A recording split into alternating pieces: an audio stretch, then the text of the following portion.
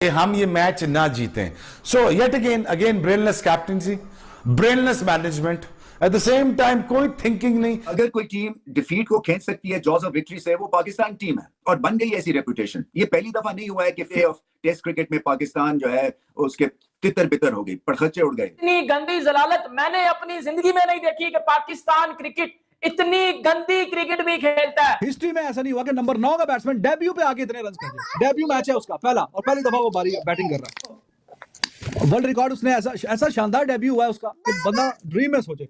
इसने सारा कार्बन निकाल दिया तुम्हारे बॉलर का, निकाल दिया नो डाउट। नसीम की जबान बाहर आ गई थी, मतलब उनकी समझ में नहीं आ रहा था। वहां से बड़ी देर में याद दिलाया कि अभी यॉर्कर किधर है इनके पास। यॉर्कर कहाँ है? टेल एंडर को भी यॉर्कर में टेडियल बॉलर तुम्हारे ऐसी की तैसी चारों को कुत्ता बना के मारा है उसने पकड़ के। मेरे मतलब शर्म आनी चाहिए यार आप लोगों को। दूसरी टीम किस तरह खेली और आप किस तरीके से खेले, बातें हम इतनी ज्यादा करते हैं। ओपनर देखो हमारे, मतलब जब आया जिस टाइम वो पाकिस्तान, शुक्र है कैच नहीं छोड़ा, और शुक्र करे कि सीधे सीधे कैच नहीं लो छोड़े।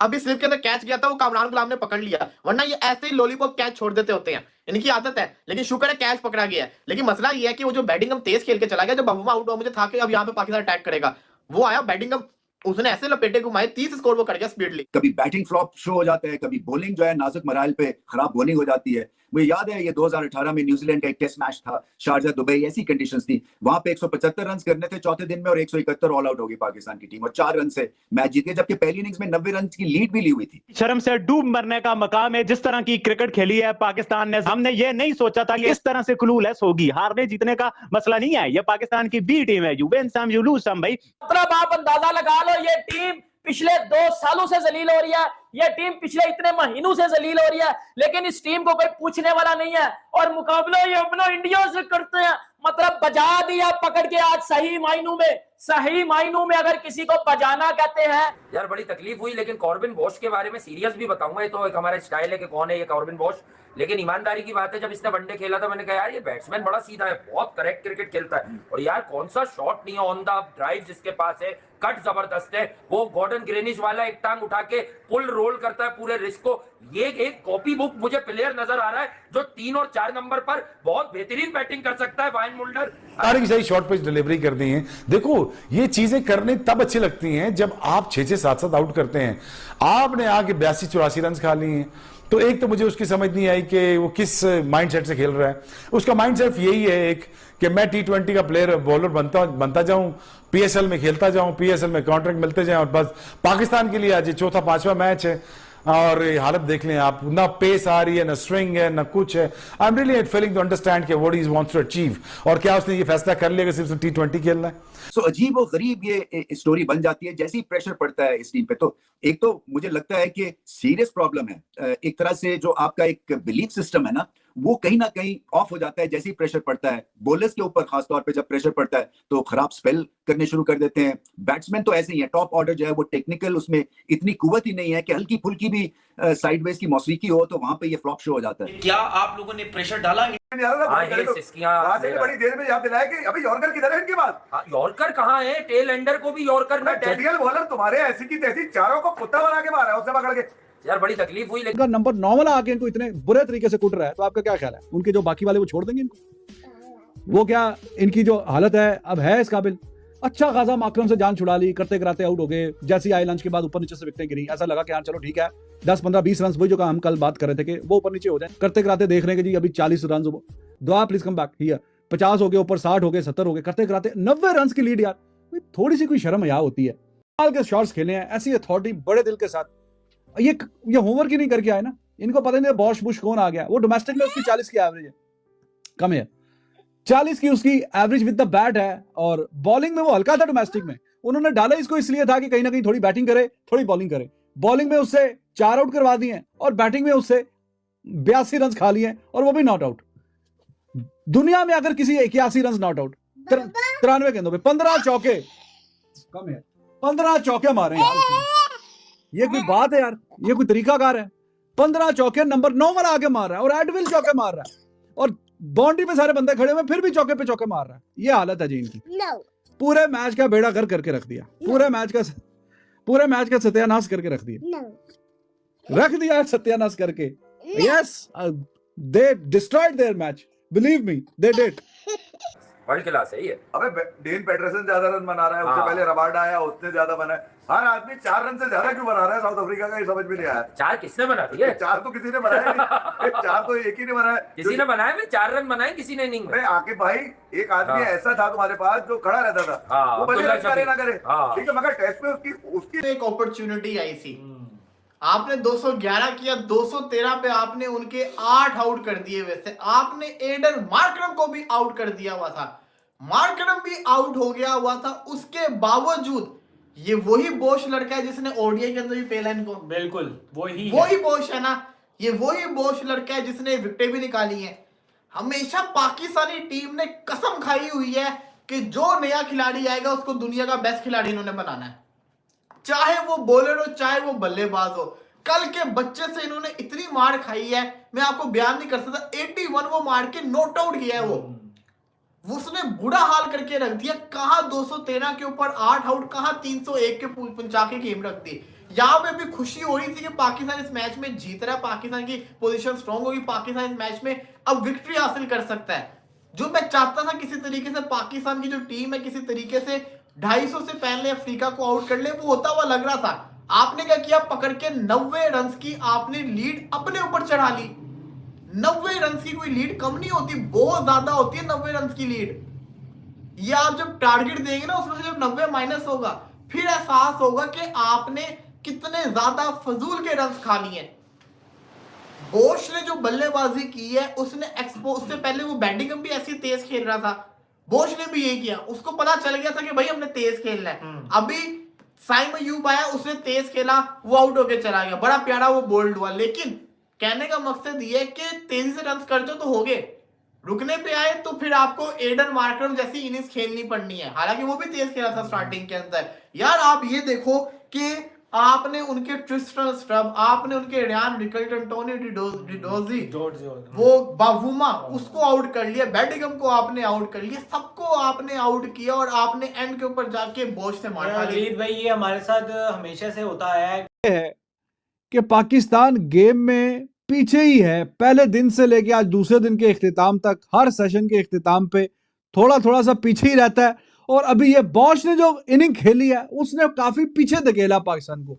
उसकी बारी की वजह से पाकिस्तान, समझे, ये जो 3 खिलाड़ी 3 विकेटों के बराबर वो रन करके गया।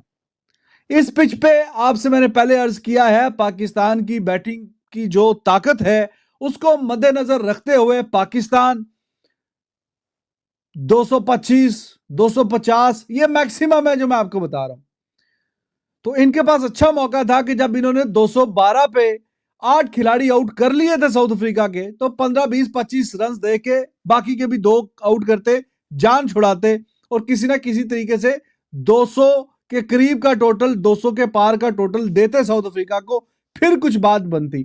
वो 90 रन की जो मैसिव लीड खींच के चला गया और उसने by the way world record बनाया। नंबर 9 पे बैटिंग करते हुए डेब्यू मैच में इतनी बड़ी बारी किसी की नहीं की है जो आज वो खेल के गया 81 रन की। World record in the history of the game, ऐसा कभी नहीं हुआ।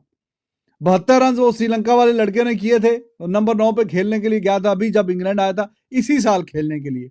तो इसी साल ही वो रिकॉर्ड बना और इसी साल के आखिरी मैच जो इस साल का है, टेस्ट का जो चल रहा है, बॉक्सिंग डे टेस्ट मैच, उसमें जनाब ये बॉस साहब ने with the bat he was amazing. 15 चौके मारे हैं, 15 चौके।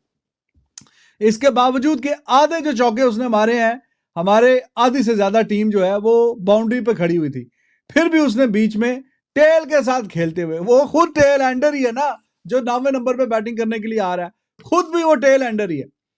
तो उसने आके जिस तरीके की बैटिंग की है, नसीम शाह को, अब्बास को, बाकी खुरम वगैरह, मतलब जिसने भी बॉलिंग करवाई है किसी को नहीं बख्शा उसने। आके नंबर 9 पे बैटिंग करके गेम का नक्शा ही बदल दिया उसने। आपका आपके अपने YouTube channel unfiltered reaction think में आज हम दूसरा मैच जो पाकिस्तान और साउथ अफ्रीका के बीच खेला जा रहा है उसके बारे में बात करेंगे। तो दोस्तों, शुरुआत से ही पाकिस्तान ने पकड़ बनाई रखी अपनी, सिवाय माकरम के मुझे नहीं लगता किसी ने अच्छा खेला। माकरम बहुत अच्छा खेले, बहुत आला दर्जे का खेले, बाकी कोई भी प्लेयर, चाहे वो बमूमा हो चाहे और कोई हो, कोई भी टिक नहीं पाया पाकिस्तान की बॉलिंग के आगे। बस फिसड्डी बनते रहे और बनते रहे। लेकिन एक बंदे के बारे में बात करना बहुत ज़रूरी है, वो है बॉश। जो ये बॉश लड़का आया है, ये कमाल का इनको बंदा मिला है। इसका पूरा नाम है कॉर्बिन बॉश, ठीक है जी। अच्छा, इसके बारे में कुछ इंटरेस्टिंग बातें भी जानेंगे, लेकिन सबसे पहले क्या बैटिंग की है यार डेब्यू में। एक तो उसने रिकॉर्ड बना दिया अपना, डेब्यू में इतना अच्छा कोई नहीं खेला जितना अच्छा ये खेला। लास्ट मेरे ख्याल से वो एक वेला लागे आया था श्रीलंका का, वो अच्छा खेला था। उसके बाद से मेरे ख्याल से यही आया जिसने रिकॉर्ड बनाया, और ये नंबर 1 पे अभी 9वें नंबर पे आके 81 पे नॉट आउट गया और ऊपर से 4 विकेटें भी ली है पहली इनिंग में। बता दो कितनी ज़बरदस्त बॉलिंग कर रहा है और बैटिंग कर रहा है। और दोस्तों एक चीज़ समझ नहीं आई यार, ये इंडियन सब कॉन्टिनेंट में इतने अच्छे क्रिकेटर्स मिलते नहीं है जिनकी मेंटल कैपेसिटी इतनी अच्छी है। मतलब फॉरेन में ना, फॉरेन प्लेयर्स की मेंटालिटी, उनका माइंडसेट बड़ा ज़बरदस्त होता है। आपने मुझे नहीं लगता कि कहीं कभी देखा होगा कि इंडिया का कोई ऐसा है और पहले मैच में इतना ज़बरदस्त कर गया हो। फॉर दैट मैटर मेरी नोन में तो नहीं, मेरी नॉलेज में भी नहीं है, ठीक है। तो बता दें कमेंट करके अगर आपके नॉलेज में है। वैसे वीडियोस का मज़ा लें, लेकिन बॉश के बारे में बात करना बड़ा ज़रूरी है। बॉश जो है ये बहुत ज़बरदस्त प्लेयर है। इसके साथ एक हादसा भी हुआ था दोस्तों। ये जब मात्र 6 साल का था, 5-6 साल का, तो इसका बाप जो था ना, वो था टर्तियस बॉश। उसकी मौत हो गई थी यार, 5 साल की उम्र में ही मौत हो गई। लेकिन इसने बेचारे ने मेहनत जारी रखी, अंडर 19 खेला, फिर उसके बाद करते करते आज इस मुकाम तक पहुंचा है, साउथ अफ्रीका को रिप्रेजेंट किया है, और क्या आला खेला है। मैं कसम से मैंने इसकी पूरी इनिंग देखी है, एक एक बॉल। दोस्तों कभी लगा ही नहीं यार टेल एंडर खेल रहा है, कवर ड्राइव, स्ट्रेट ड्राइव, फिर कट, और कट भी ऐसे मार रहा था, बिठा रहा था गेंद। मतलब क्या खेलता है यार, ऐसा लगता है यार टॉप ऑर्डर बैट्समैन है। तो दोस्तों देखना पड़ेगा कि आगे चल के क्या इसका करियर शेप लेता है क्या नहीं। फ़िलहाल आप मज़े लें, जो पाकिस्तानी गुस्सा हुए हैं। वीडियोज़ अभी बाकी है, तो चैनल को सब्सक्राइब और लाइक करना ना भूलें। ऐसे ही हमें सपोर्ट करते रहें, अपना प्यार देते रहें। आइए देखिए videos. Thank you so much, और ऐसे ही लाइक और सब्सक्राइब करते रहें।